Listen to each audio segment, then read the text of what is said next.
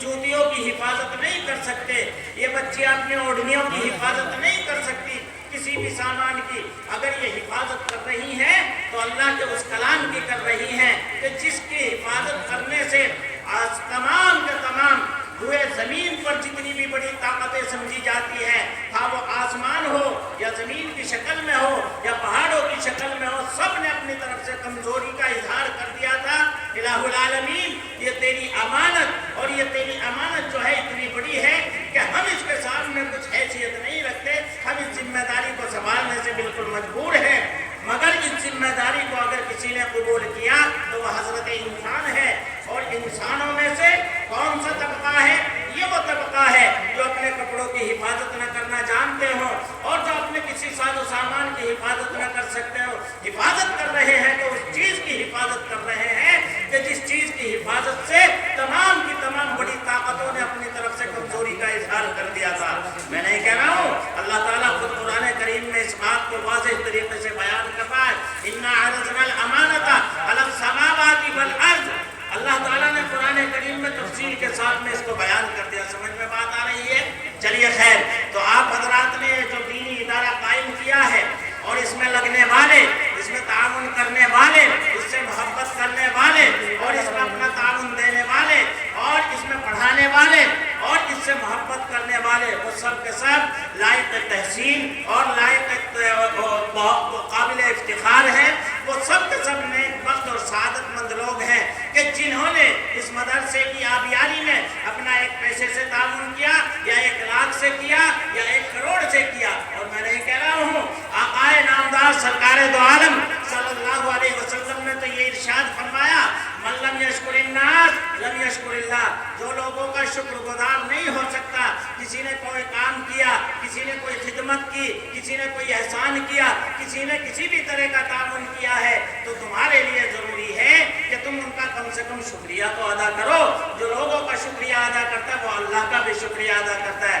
آپ حضرات کی گاڑی کمائی ایک ایک پیسے کی جو اس میں لگی ہوئی ہے اور آپ کا والہانہ تعلق اور محبت جو آپ کو کھینچ کر کے یہاں لائی ہے، آپ یہاں بیٹھے ہوئے ہیں، آپ اس کی نگرانی کرتے ہیں، آپ اس میں تعاون کرتے ہیں، آپ اس سے محبت کرتے ہیں، یہ کوئی معمولی چیز نہیں، یہ بہت بڑی چیز ہے اللہ کی طرف سے عطا کی ہوئی۔ اور یہی چیز آپ کو یہاں سے لے جا کر کے جب سفر تیار ہوگا تو سیدھے جنت میں لے جا کر کے آپ کو چھوڑے گی اور آپ کا مقام وہ ہوگا۔ آپ کی اس محبت اور محنت کی وجہ سے ایک بچے نے قرآن شریف ناظرہ کیا تو اس کے لیے اعلان ہے کہ اس کے باپ کی بخشش کا اعلان ہو گیا، اور صرف اسی کے لیے اعلان نہیں بلکہ اس میں کام کرنے والے، اس میں جھاڑو لگانے والے، پڑھانے والے، اس میں تعاون کرنے والے، اس سے محبت کرنے والے، اس کی طرف لوگوں کو متوجہ کرنے والے، وہ سب کے سب اس زمرے میں داخل ہوں گے اور اس جماعت کے ساتھ میں جنت میں بڑی خوش و خرم کے ساتھ میں جنت میں داخل ہوں گے۔ یہ ہے، یہ ادارہ یہ آقا نامدار علیہ السلام کا گھر ہے، اور اس میں پڑھنے والی بچیاں اور یہ پڑھنے والے بچے یہ اللہ کے نبی علیہ السلام کے مہمان ہیں۔ بتاؤ مہمان کتنا بڑا ہوتا ہے۔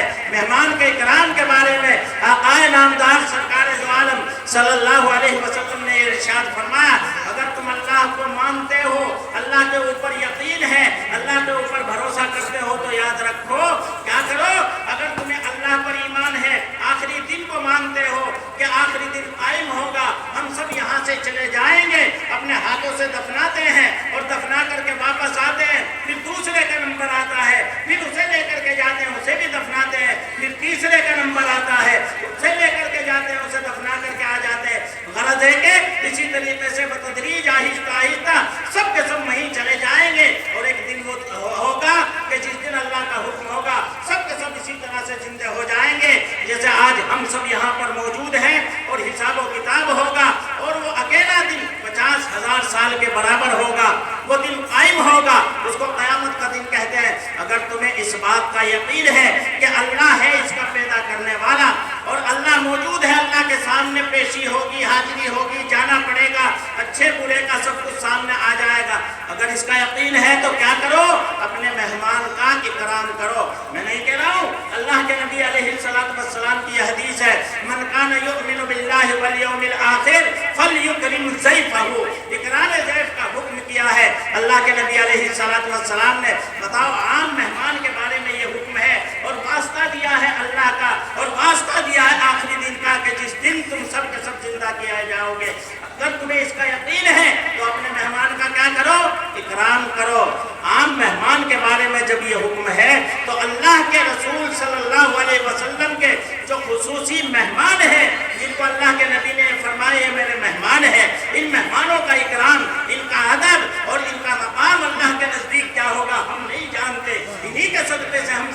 जन्नत के हकदार बन जाएंगे। समझ में आ रही बात?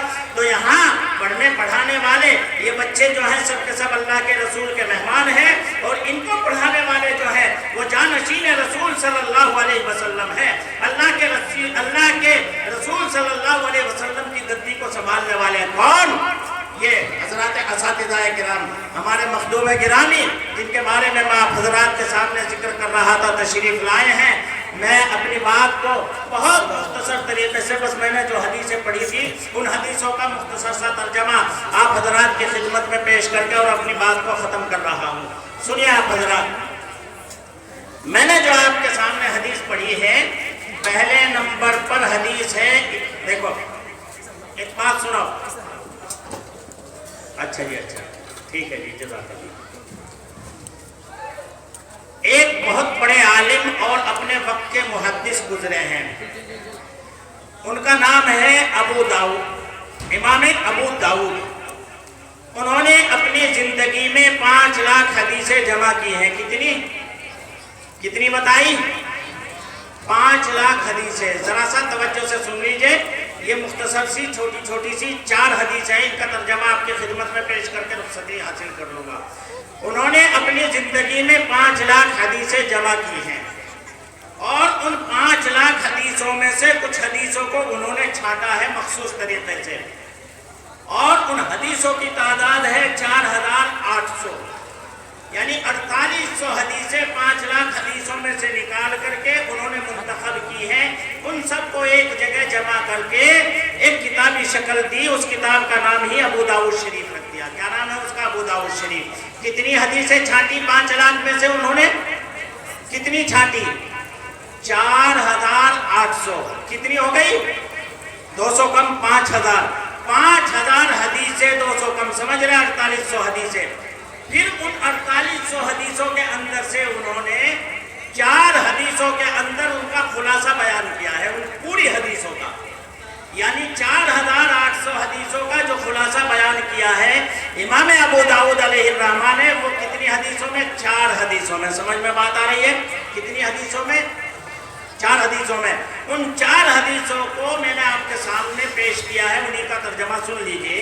उनमें से सबसे पहले नंबर की हदीस है इन्नमल आमालु बिन्नियात। इसका मतलब है अमाल का दारोमदार काहे के ऊपर है? नियत के ऊपर।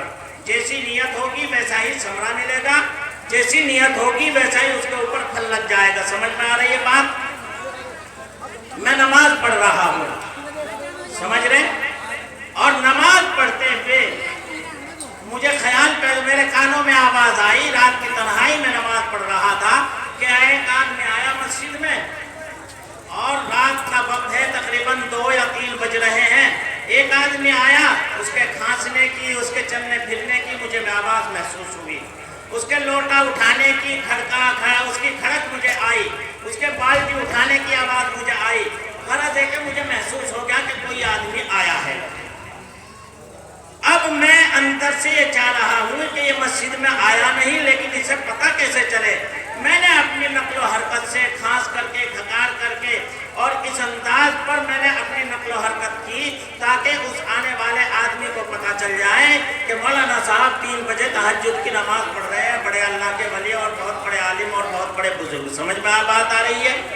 ये मेरे दिल के अंदर जो ख्याल पैदा हुआ, मैं बहुत अच्छी तरीके से पहले से नियत बांधे हुआ था, अल्लाह के लिए आया था, लेकिन उसमें थोड़ा सा नियत में फर्क पैदा हो गया, बस समझ लो उसी में काम खराब हो गया। समझ में बात आ रही है? ये सिर्फ जो काम मुझे करना था अल्लाह के लिए, उसमें खैरुल्लाह की शिरकत आ गई, ये अल्लाह को पसंद नहीं है। समझ में बात आ रही है? मुझे 2 रुपये तो देने थे, मदरसे की खिदमत करनी थी, लेकिन उन 2 रुपयों का मैं इस अंदाज पर इजहार कर दूं कि लोग तेरी तारीफ करने लग जाएं कि भाई मौलाना साहब वो बहुत बड़ी खिदमत करते हैं, बहुत चंदा देते हैं, बहुत काम करते हैं। अगर मेरे दिल के अंदर ये ख्याल पैदा हो गया, चूंकि इस चीज़ का ताल्लुक अल्लाह से है, ये चीज़ें इबादत में शुमार होती हैं। समझ में बात आ रही है? इबादत की 3 किस्में हैं।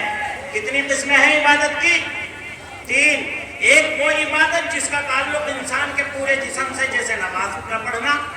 एक वो इबादत जिसका ताल्लुक इंसान की सिर्फ ज़बान से है, जैसे सुभान अल्लाह, अल्हम्दुलिल्लाह, कुरान شریف کی تلاوت، استغفار وغیرہ وغیرہ، اس کا تعلق انسان کی زبان سے ہے۔ ایک وہ عبادت جس کا تعلق انسان کے مال سے ہے، جیسے اللہ تعالیٰ نے نماز پڑھنے کا حکم دیا، اسی طرح سے مال اگر آ گیا تو حج کرنے کا، مال اگر آ گیا تو زکوٰۃ ادا کرنے کا، مال اگر موجود ہے تو فطرہ ادا کرنے کا، اس کا بھی حکم دیا ہے۔ جب ہم اس حکم کو پورا کرتے ہیں، مال آنے پر زکوٰۃ ادا کرتے ہیں، مال آنے پر حج کرتے ہیں، صدقہ فطر ادا کرتے ہیں، تو عبادت ہوتی ہے۔ اس کا تعلق ہے مالی عبادت سے۔ تو عبادت کی 3 قسمیں ہیں، اور تو تینوں کی تینوں جو ہیں، یہ عبادت کس کے لیے ہوتی ہے؟ اللہ کے لیے۔ اگر اس میں میری نیت میں غیر اللہ بھی شامل ہو گیا کہ لوگوں کو پتہ چل جائے، اللہ کو تو پتہ چلے گا لیکن لوگوں کو پتہ چل جائے، اگر دل کے اندر یہ ارادہ اور نیت آ گئی تو سمجھ لو کہ فساد پیدا ہو گیا۔ اور یہ ایسا فساد پیدا ہو گیا کہ جیسا ہم نے ہمارے سامنے 10 کوئنٹل دودھ رکھا ہوا ہے اور اس 10 کوئنٹل دودھ میں فقط چند قطرے پیشاب کے ملا دیے۔ 10 کوئنٹل دودھ ہے اور 10 گرام اس کے اندر پیشاب ملا دیا۔ 10 گرام کی کوئی حیثیت ہے کیا؟ بتاؤ، کوئی حیثیت ہے کیا 10 گرام کی؟ لیکن 10 گرام پیشاب کے ملنے سے کیا ایمانداری سے بتاؤ کوئی اس کو لینے کے لیے تیار ہو جائے گا؟ نہیں ہوگا نا۔ تو جو چیز اللہ کے لیے خاص تھی، خالصتاً اللہ کے لیے ہونی تھی، اگر اس میں غیر اللہ کی شرکت شامل ہو گئی تو سمجھ لو کہ شرک کی شمولیت ہوتے ہی کام خراب ہو گیا، وہ اللہ کو پسند نہیں۔ اللہ کے رسول صلی اللہ علیہ وسلم نے ارشاد فرمایا، نیت جیسی ہوگی ویسا ہی اس کے اوپر ثمرہ ہوگا، ویسا ہی اس کا بدلہ دیا جائے گا۔ اچھی نیت ہے، اللہ کے لیے ہے، تو اللہ کے یہاں اس کا بڑا اجر ملے گا، اور اگر اللہ کے لیے نہیں ہے، غیر اللہ کے لیے ہے، تو بس وہ وہیں ختم ہو جائے گا، آگے چلنے کا نام نہیں لے گی۔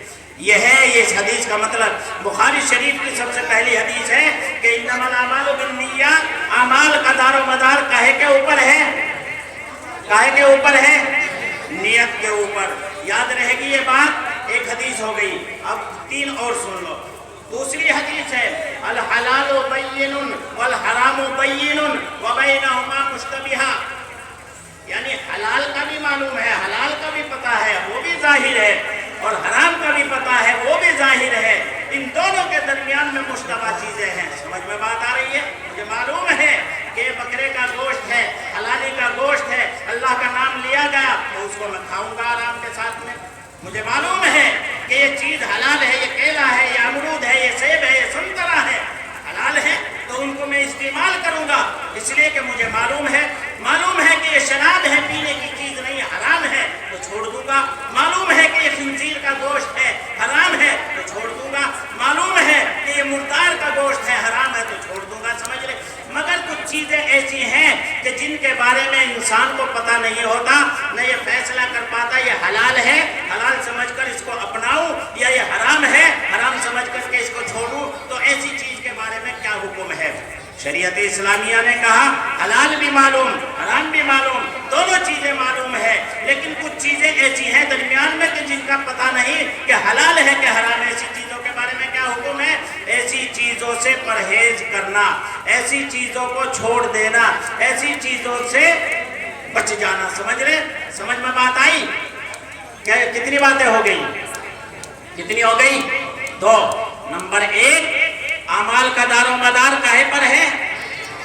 نیت کے اوپر۔ نمبر 2، حلال کا بھی معلوم ہے، حرام کا بھی معلوم ہے، کچھ چیزیں ایسی ہیں کہ جن کے بارے میں فیصلہ نہیں ہو پا رہا، یہ حلال ہے کہ حرام، نہ بتانے والا کوئی موجود ہے، اور ہم ایسی جگہ پر ہیں کہ ہمیں یہ محسوس نہیں ہو رہا کہ یہ حرام ہے تو اسے چھوڑ دوں، یہ حلال ہے، کبھی سمجھ میں آتا ہے حلال اور کبھی سمجھ میں آتا ہے غور کرنے سے حرام۔ اب کیا کیا جائے؟ فرمایا کہ ایسی چیزوں سے پرہیز کر لینا چاہیے۔ 2 باتیں ہو گئی نا۔ تیسری حدیث سن لیجئے۔ یہ میں جو آپ کے سامنے حدیثیں ذکر کر رہا ہوں، یہ 5 لاکھ حدیثوں کا خلاصہ ان 4 حدیثوں کے اندر امام ابو داؤد علیہ الرحمہ نے پیش کیا ہے۔ تو کتنی حدیثیں ہو گئی؟ 2۔ اعمال کا دار و مدار کاہے پر ہے؟ یعنی جیسا کریں گے، جیسی نیت ہوگی ویسا اللہ کی طرف سے ثمرہ ہوگا۔ سمجھ میں بات آ رہی ہے؟ اور نیت کے اوپر کوئی کسی کی حملہ نہیں کر سکتا، نیت کا تعلق اللہ سے ہے اور اس بندے سے ہے۔ سمجھ میں بات آ رہی ہے؟ تیسری بات، تیسری حدیث، لا یؤمن احدکم حتی یحب لأخیہ ما یحب لنفسہ، تم میں سے کوئی مومن مومن نہیں ہو سکتا، کوئی ایمان والا نہیں ہو سکتا تم میں سے۔ کون کہہ رہا ہے؟ اللہ کے نبی علیہ السلام کہہ رہے ہیں تم میں سے کوئی بھی آدمی ایمان والا نہیں ہو سکتا اس وقت تک جب تک کہ جو اپنے لیے پسند کرتا ہے وہی اپنے بھائی کے لیے پسند نہ کر لے۔ کیا کہا؟ کیا کہا؟ جو اپنے لیے پسند کرتے ہو وہی اپنے بھائی کے لیے پسند کرو۔ اگر تمہارا ذہن ایسا ہے، تمہارا دماغ ایسا ہے، تمہارا دل ایسا ہے کہ اپنے لیے جو چاہتے ہو اپنے بھائی کے لیے بھی وہی چاہو، تو سمجھ لو کہ ایمان کا اعلیٰ درجہ ہے۔ اور اگر ایسا نہیں ہے، اپنے لیے تو عزت میں پسند کرتا ہوں، دوسرے کی بے عزتی ہونے لگ رہی ہے تو دل کے اندر یہ خواہش ہو رہی اچھا ٹھیک ہو رہا ہے، اس کے ساتھ کام۔ سمجھ میں بات آ رہی ہے؟ اپنے لیے چاہتا ہے کہ تیری بیٹی کی طرف کو کوئی نظر اٹھا کر نہ دیکھے، تیری بیوی کی طرف کو کوئی نظر اٹھا کر نہ دیکھے، تیرے بیٹوں کے اوپر کوئی نظر نہ اٹھا سکے، اور تیرے اوپر کسی قسم کا الزام نہ لگ سکے، اور تیری لوگ تعریف کریں، تیری پیچھے لوگ تیری بھلائی بیان کریں اور تیری اچھائی اور خوبیوں کا ذکر کریں۔ اپنے لیے تو یہ چاہتا ہے اور سوچتا ہے، تو دوسرے کے لیے بھی یہی سوچنا پڑے گا۔ سمجھ میں بات آ رہی ہے؟ اب دیکھنا پڑے گا اس کا تعلق انسان کا اپنے آپ سے ہے۔ اپنے دل کے اندر دیکھے کہ پڑوسی کے گھر پر پولیس آ گئی ہے، کیوں پولیس آئی ہے؟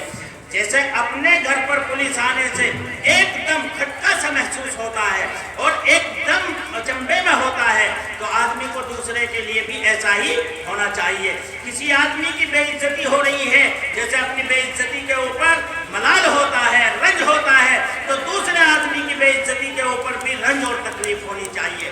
جیسے اپنے کسی بارے میں، یعنی اپنے بیٹوں کے بارے میں یہ سوچتا ہے کہ میرے بیٹے ترقی کرے، میرے بیٹے ڈاکٹر بن جائے، میرے بیٹے اعلیٰ سطح کی ڈگری حاصل کر لے، تو دوسرے کے بارے میں بھی یہی کرے۔ اگر میں یہ تو نہیں کر سکتا میں اس کی تعلیم کا انتظام پیسوں کے ذریعے سے، مال کے ذریعے سے، سفارش کے ذریعے سے، کم سے کم یہ تو کر سکتا ہوں کہ اللہ مجھے بھی عزت نصیب فرما دے اور تمام مسلمانوں کو عزت نصیب فرما دے۔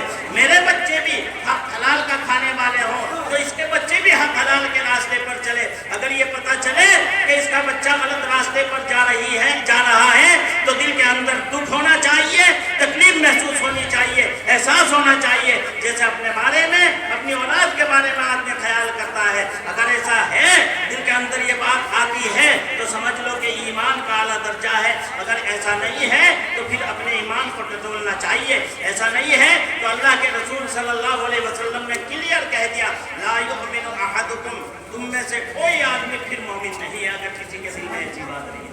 میں نہیں کہہ رہا ہوں، یہ اللہ کے رسول صلی اللہ علیہ وسلم کا فرمان ہے۔ یہ جو حدیث میں نے آپ کے سامنے، کتنی باتیں ہو گئی؟ کتنی ہو گئی؟ کتنی؟ پہلا نمبر، اعمال کا دار و مدار کاہے پر ہے؟ نیت کے اوپر۔ دوسرا نمبر، حلال بھی معلوم، حرام بھی معلوم۔ کچھ چیزیں ایسی ہیں کہ جن کے بارے میں فیصلہ نہیں کر سکتے یہ حلال ہے کہ حرام ہے، کیا کرنا ان کے بارے میں؟ بچنا۔ کیا کرنا ان کے بارے میں؟ بچنا۔ دو باتیں ہو گئی۔ تیسری بات، جو اپنے لیے پسند کرتے ہو وہی اپنے بھائی کے لیے پسند کرو۔ جو اپنے لیے پسند کرتے ہو وہی اس کے لیے پسند کرو، اپنے بھائی۔ اگر ایسا نہیں کر رہے ہیں، اپنے لیے تو چاہتا ہوں میرا جوتا اچھا ہو، میرے کپڑے اچھے ہوں، میرا مکان اچھا ہو، میرا پلاٹ اچھا ہو، میرا کاروبار اچھا ہو، اور میرے بچے اچھے ہو، میری بیوی اچھی ہو، میری اولاد اچھی ہو، میرے رشتے دار اچھے ہو۔ میں سب کچھ اپنے لیے تو اچھا چاہتا ہوں، لیکن دوسرے کے لیے سوچتا ہوں کہ جیسا میرے بیٹے نے ترقی کری اس کا بیٹا وہاں نہ پہنچ جائے، جیسا میں نے عزت حاصل کری اور کوئی عزت حاصل نہ کر سکے۔ اگر یہ تنگ نظری ذہن کے اندر ہے، دماغ کے اندر ہے، تو ناپاکی کا رذیلہ دل و دماغ کے اندر پھنسا ہوا ہے۔ جب تک یہ نہیں نکلے گا ناپاک رذیلہ تو اس وقت تک کامل درجے کا مومن نہیں ہو سکتا۔ میں نہیں کہہ رہا ہوں، اللہ کے رسول صلی اللہ علیہ وسلم کا فرمان ہے۔ تین باتیں ہو گئی، چوتھی اور آخری بات سن لیجئے۔ من حسن اسلام المرء ترکہ ما لا یعنی، اللہ کے رسول صلی اللہ علیہ وسلم نے ارشاد فرمایا، اسلام اور مسلمان کا حسن اور اس کی خوبی اور اس کا کمال یہ ہے کہ وہ لا یعنی باتوں سے بچتا رہے۔ کیا بتایا؟ لا یعنی باتوں سے، لا یعنی بات جانتے ہو کسے کہتے ہیں؟ یعنی ایسی بات جس میں نہ اپنا فائدہ اور نہ دوسرے کا فائدہ، نہ دین کا فائدہ اور نہ دنیا کا فائدہ. سمجھ میں بات آ رہی ہے؟ ایسے کام کرنا، ایسی بات کہنا، ایسا عمل کرنا کہ جس میں نہ تو اپنا فائدہ اور نہ دوسرے کا فائدہ اور نہ دین کا فائدہ نہ دنیا کا فائدہ. ایسی باتوں کو کیا کہتے ہیں؟ کیا کہتے ہیں ایسی باتوں کو؟ لا یعنی بیکار قسم کی باتیں. بیکار قسم کی باتوں سے اللہ کے نبی علیہ السلام نے منع فرمایا. اور یہ کوئی معمولی چیز نہیں ہے، معمولی بیماری نہیں ہے لا یعنی باتوں میں مبتلا ہونا. یہ بہت بڑی بیماری ہے، بیماریوں کی جڑ ہے.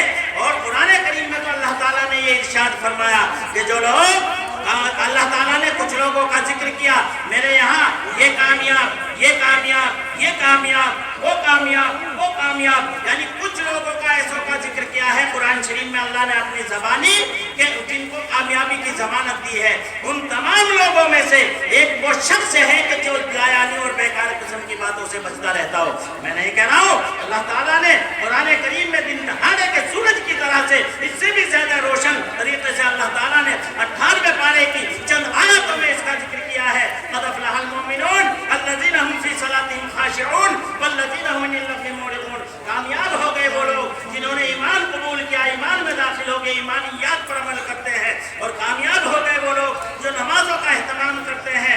الذین هم فی صلاتهم خاشعون اور والذین هم عن اللغو معرضون. اور وہ لوگ کامیاب ہیں جو لغویات سے اور بیکار قسم کی باتوں سے اعراض کرتے رہتے ہیں. میں نہیں کہہ رہا ہوں، اللہ تعالیٰ نے بھی فرمایا اور اللہ کے رسول صلی اللہ علیہ وسلم نے بھی فرمایا انسان کامل درجے کا وہ ہے کہ سب سے اعلیٰ بات تو یہ ہے کہ وہ علم حاصل کرے اور علم کے اندر کمال حاصل کرے، چاہے وہ دنیاوی طریقے سے ہو یا دینی طریقے سے. افضل ترین تو یہ ہے کہ وہ دین کا علم حاصل کرے. اور ابتدائی اگر وہ دنیاوی ترقی کرنا چاہتا ہے تو ابتدائی مرحلے میں دینی علم حاصل کرنے کے بعد دنیا کی کتنی بھی بڑی ترقی حاصل کرے، کرتا چلا جائے. مگر اعلیٰ درجے کا انسان وہ ہے جو اپنے فن میں کمال حاصل کر لیتا ہے. سمجھ میں بات آ رہی ہے؟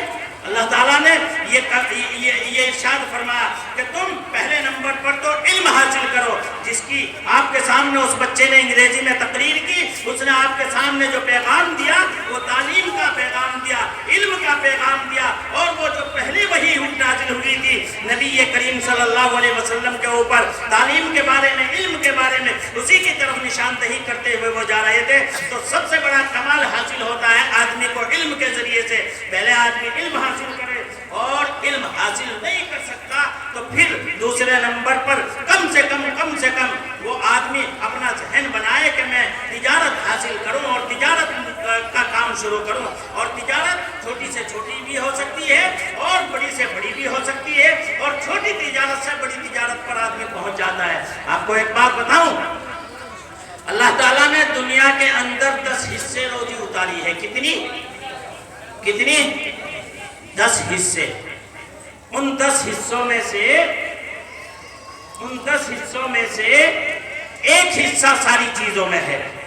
ہاں آدمی کی صنعت و حرفت ہو، یعنی سوئی دھاگے سے لے کر ہوائی جہاز بنانے تک کاریگری. صنعت و حرفت آدمی کی کاریگری، سوئی دھاگے سے لے کر ہوائی جہاز تک، یا ملازمت ہو 1 روپیے سے لے کر 1 کروڑ روپے تک، یا آدمی کے پاس زراعت ہو، کھیتی باڑی 1 بیگھہ سے لے کر ہزاروں بیگھہ تک کتنی ہی ہو. ان ساری چیزوں کے اندر اللہ نے جو روزی رکھی ہے اتاری ہے دنیا کے اندر ایک حصہ.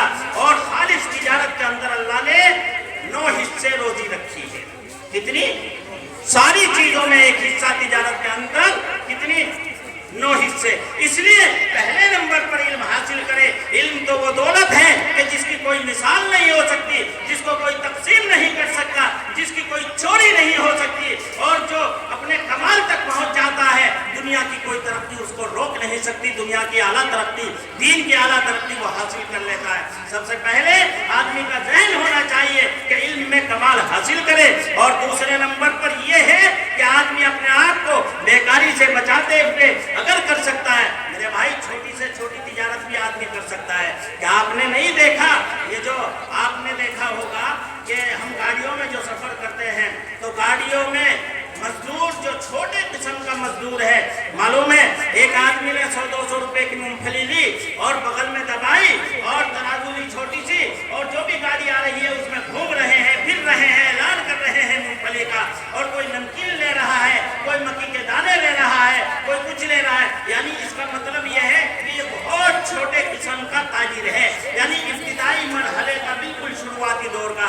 मगर जब आप उसका जायजा लेंगे तो ईमानदारी की बात यह है कि अगर वो 500 रुपए का सामान लेकर के चला है तो मेहनत करते करते शाम को 500 रुपए नहीं बल्कि हजारों रुपए अपने घर लेकर के जाता है, और जो खाने की चीज वो बेच रहा है वो बच्चों के लिए फ्री में लेकर के जाता है। एक ठेली लगाने वाला इंसान जो ठेली लगा करके सब्जियां बेच रहा है, फल फ्रूट बेच रहा है, हमारी नजर में वो बहुत छोटा सा आदमी है, कोई हैसियत उसकी हमारी नजर में नहीं है। लेकिन मेरे भाइयों, अगर हम जायजा लेंगे, उससे मालूम करेंगे, 1000-2000 रुपए का सामान अपनी थैली के ऊपर उसने रखा है, लेकिन जब हम मालूम करेंगे तो पता चलेगा कि रोजाना कम से कम 1500-2000 रुपए बचा करके ले जाता है, और अपने बच्चों के लिए फल और फ्रूट और सब्जियां जो वो बेचता है वो फ्री में ले जाता है। और देखते ही देखते मालूम होता है बेहतरीन किस्म का आलीशान मकान बना लिया। देखते ही देखते क्या है कि बेटी का रिश्ता बहुत आला जगह से आया था, आला जगह पर अपना 2 पैसे खर्च करके बेटी का रिश्ता कर दिया, बच्चों को तालीम दे दी, बच्चों को आला तरक्की हासिल करने का एक जरिया बन गया। क्यों होता है? जब आदमी तिजारत करता है, तिजारत छोटी करे आदमी या बड़ी करे, उसके अंदर रोजी अल्लाह ने ऐसी रखी है कि जिसको आपको मालूम होगा, याद रखना हमेशा हर जगह पर, अगर दुनिया में ये जो साहिब सियासत लोग होते हैं, इलेक्शन लड़ करके मुल्क के ऊपर हुक्मरानी करते हैं, यकीनन हुक्मरानी तो उन्हीं की चलती है, लेकिन असल हुकूमत जो करने वाले होते हैं, मुल्क के अंदर जो तुज्जार लोग होते हैं, तिजारत करने वाले बड़े बड़े ताजिर जो होते हैं, असल वो मालिक होते हैं। और हमारे मुल्क में नहीं, पूरी दुनिया के अंदर जिस मुल्क में भी जाएंगे, जब हुकूमत के ऊपर कोई परेशानी आती है, कोई काल पड़ता है, कोई आफत और ज़वाल आने वाला होता है, तो सिर्फ और सिर्फ वो आवाज देते हैं ताजिरों को जो तिजारत करने वाले होते हैं, और वही मुल्क के काम आते हैं। तिजारत के जरिए से आदमी हर तरफ से हासिल। तो मैंने आप हजरात के सामने जो हदीस पढ़ी थी, 4थे नंबर की वो हदीस है कि लायानी और बेकार किस्म की बातों से बचना, अपने बच्चों को बचाना और दूसरों को भी बचाते रहना। जो आदमी इस चीज के ऊपर अमल कर लेता है कि बेकार किस्म की बातों से बचता है, न अपना वक्त जाया करता, न दूसरे का वक्त जाया करता, जो भी होता है वो काम में लाता है, तो समझ लो अल्लाह के नजदीक, अल्लाह के रसूल सल्लल्लाहु अलैहि वसल्लम के नजदीक वो कौन क्या है? वो निहायत कामयाब आदमी है। समझ में बात आ रही है? तो ये 4 हदीसें कितनी हो गई? 4 बातें हो गई। क्या क्या? पहले नंबर पर अमाल का दारो मदार काहे पर है? काहे पर है? अगर अल्लाह हमें तौफीक दे 2 पैसे खर्च करने की, अगर अल्लाह हमें तौफीक दे नमाज पढ़ने की, रोजा रखने की, अगर अल्लाह हमें तौफीक दे किसी बुजुर्ग की खिदमत करने की, अगर अल्लाह हमें तौफीक दे रास्ते में से केले का छिलका अलग कर देने की, हटा देने की, किसी भी अच्छे काम की अल्लाह तौफीक दे, तो उसके ऊपर ये नियत करनी चाहिए, अल्लाह मेरे इस अमल में इखलास दे, खालिस तेरे लिए हो, दुनिया को राजी करने के लिए नहीं। समझ में बात आ रही है? अमाल का दारो मदार नियत के ऊपर। दूसरे, हलाल का भी मालूम, हराम का भी मालूम, जो चीजें दरमियान में है, जिनके बारे में फैसला नहीं कर पा रहा या कोई बताने वाला मौजूद नहीं, तो ऐसी बातों के बारे में क्या करना? परहेज करना, बचना, छोड़ देना उन बातों को। समझ में बात आ रही है? और तीसरे नंबर पर वो आदमी कामिल दर्जे का मोमिन नहीं है। कौन? कि जो अपने लिए पसंद करे वही अपने भाई के लिए पसंद करे। समझ ले? जो अपने लिए पसंद करते हो वही अपने भाई के लिए पसंद करो। समझ में बात आ रही? 4थे नंबर पर बेकार किस्म की बातों से बचते रहना। हजरत इमाम एक और हदीस, मेरे ख्याल में यहाँ तो मैदानी साफ हो गया, एक हदीस और सुना दूं। हजरत इमाम आजम इमाम अबू हनीफा अलैहिर्रहमा अपने वक्त के बड़े इमाम गुजरे हैं। इस वक्त पूरी दुनिया में जो मुक़ल्लिदीन की तादाद है, तक़लीद करने वाले पूरी दुनिया में जितने मुसलमान हैं, उनमें 3 हिस्से इमाम आज़म इमाम अबू हनीफा रहमतुल्लाह अलैह की तक़लीद करने वाले हैं। समझ में बात आ रही है? बड़े मुहद्दिस और बड़े इमाम गुजरे हैं। فقیہ اعظم گزرے ہیں، حضرت امام اعظم ابو حنیفہ رحمۃ اللہ علیہ، اور کیوں نہ ہو وہ شاگرد ہیں حضرت حماد رضی اللہ تعالیٰ عنہ کے صاحب، اور وہ شاگرد ہیں حضرت عبداللہ ابن مسعود رضی اللہ تعالیٰ عنہ کے۔ حضرت عبداللہ ابن مسعود کا مقام جو ہے حضرات صحابہ میں بہت اونچا ہے، اور وہ دین میں سب سے زیادہ دین کو سمجھنے والے، اور ان کو اسی لیے اس لقب سے ملقب کیا ہے کہ وہ تمام کے تمام صحابہ میں افقہ صحابہ کا مقام رکھتے ہیں، یعنی دین کو سب سے زیادہ سمجھنے والے، اور وہ شاگرد ہیں براہ راست نبی کریم صلی اللہ علیہ وسلم کے۔ امام اعظم ابو حنیفہ رحمۃ اللہ علیہ نے ایک حدیث بیان کی ہے، ان چار کے ساتھ انہوں نے کہا ہے کہ چوتھے نمبر کی حدیث کے ساتھ ساتھ پانچویں نمبر کی جو حدیث ہے یہ بھی اسی میں شامل ہے، اس کا خلاصہ ہے، اور وہ کیا ہے؟ تقریباً ملتی جلتی ہے۔ المسلم من سلم المسلمون من لسانہ و یدہ، کامل درجے کا مسلمان وہ ہے جس کے ہاتھ سے، اس کی زبان سے، اس کے پیر سے، اس کی آنکھ سے، اس کے کسی اشارے سے کسی مسلمان کو تکلیف نہ پہنچے۔ سمجھ رہے ہیں؟ جو آدمی اس طرح کی زندگی گزارتا ہو کہ اس سے کسی کو تکلیف نہ پہنچتی ہو، وہ اعلیٰ درجے کا مسلمان ہے۔ سمجھ میں بات آ رہی ہے؟ اللہ تعالیٰ مجھے بھی آپ کو بھی انہی باتوں پر عمل کرنے کی توفیق نصیب فرمائے۔ وآخر دعوانا الحمدللہ۔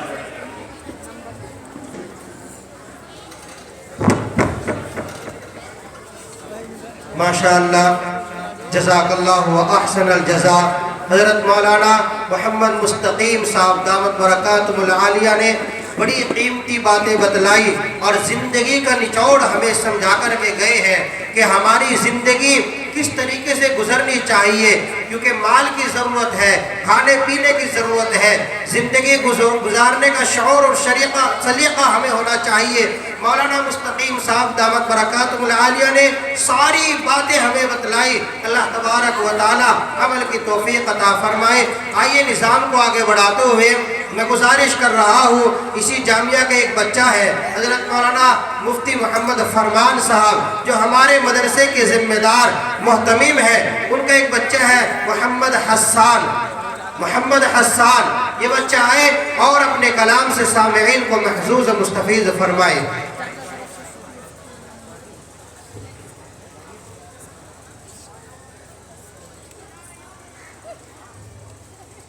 السلام علیکم۔ وہ جس کے لیے محفل کونین سجی ہے، فردوس بھری جس کے وسیلے سے بنی ہے، وہ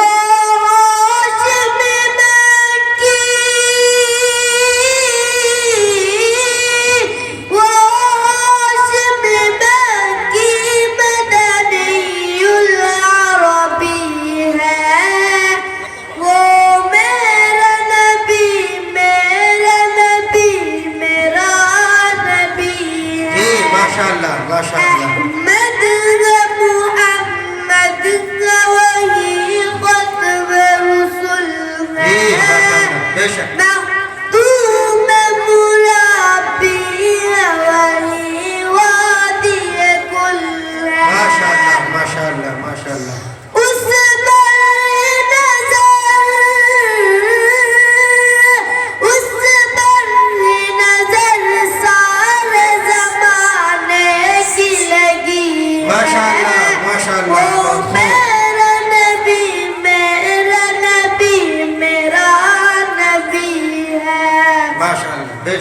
اللہ کا فرمان ألم نشرح لك صدرك منسوب جس سے ورفعنا لك ذکرك۔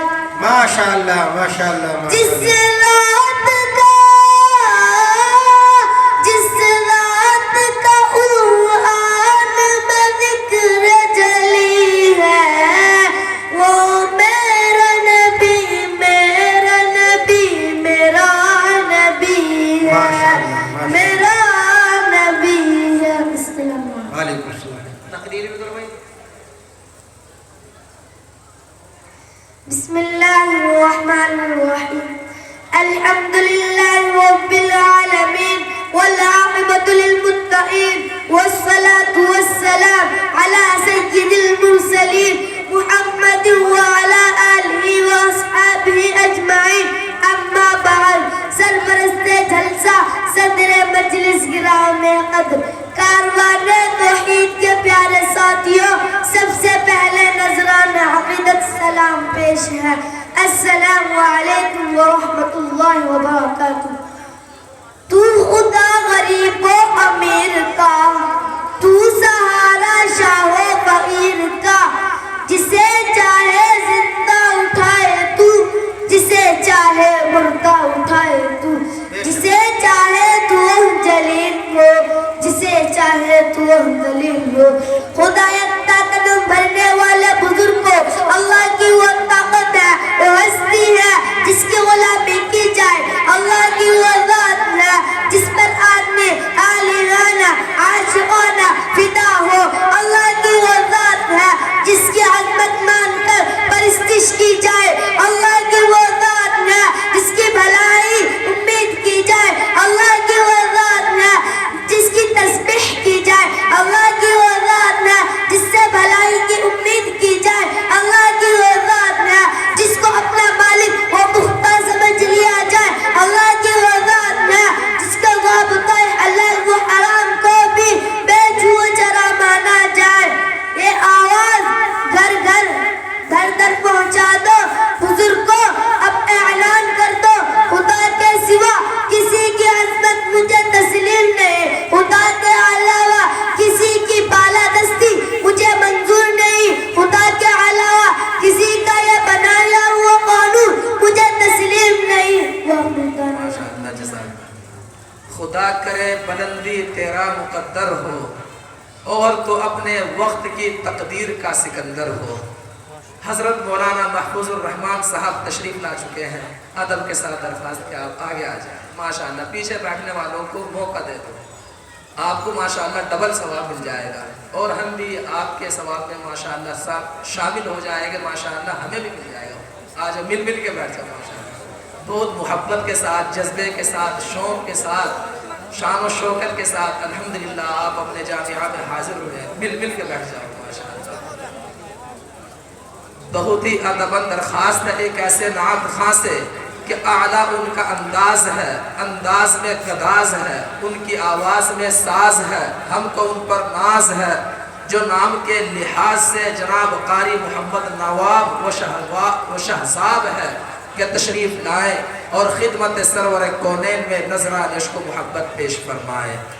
جن بچوں کے دستار فضیلت ہوگی وہ اسٹیج پر تشریف لے آئیں، اور جن بچیوں نے قرآن کریم ناظرہ مکمل کیا ہے وہ بھی سامنے آ جائیں، سامنے بیٹھ جائیں ماشاءاللہ. ان کے مہمان، وہ میزبان اگر یہ آواز سن رہے ہو فوراً جلسگاہ میں آ جائیں. ابھی بچوں کے دستار ہوگی انشاءاللہ، اور جو سامنے کھڑے ہوئے مل مل کے بیٹھ جائیں ماشاءاللہ. اختصار. السلام علیکم ورحمۃ اللہ وبرکاتہ. حضرات،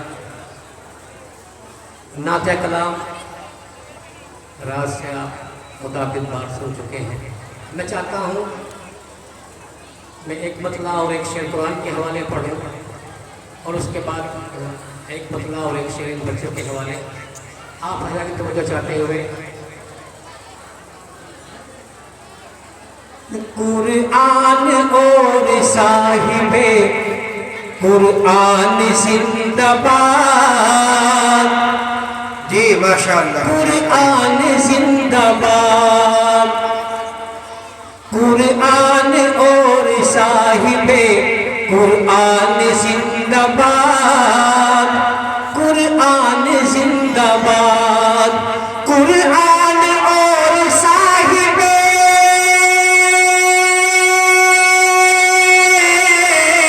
قرآن اور صاحب قرآن زندہ باد. قرآن اور صاحب قرآن زندہ باد. جی ارے سارے جہاں کے حافظ